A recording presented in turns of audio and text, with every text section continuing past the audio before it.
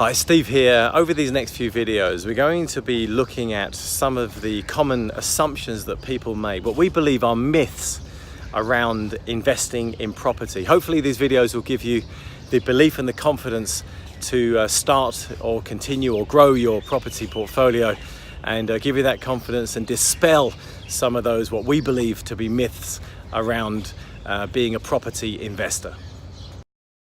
Okay, so first myth to dispel is the idea that you need lots of money to invest in property.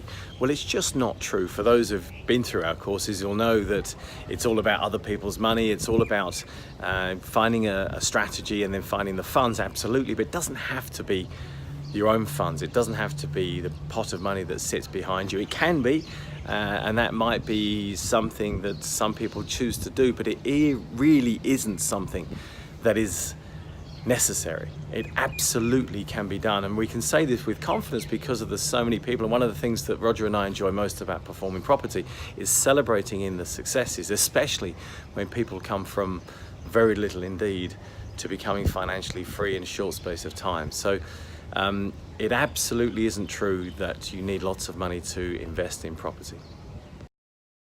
So next up, something that many people choose to do is to invest in their local area. It's something that we hear time and time again. People find something on their doorstep and they tend to feel more comfortable with it because they are familiar with it. They might know the road, they might know people around there, and they might hear a local success story and they think it's going to apply to them.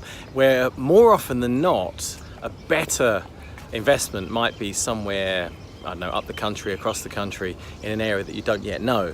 And I think part of the process of being a successful property investor is branching out, looking at other regions and accepting that there is a better solution potentially elsewhere, and doing the diligence that comes with it. So the second myth we'd like to dispel is that the best property is on your doorstep.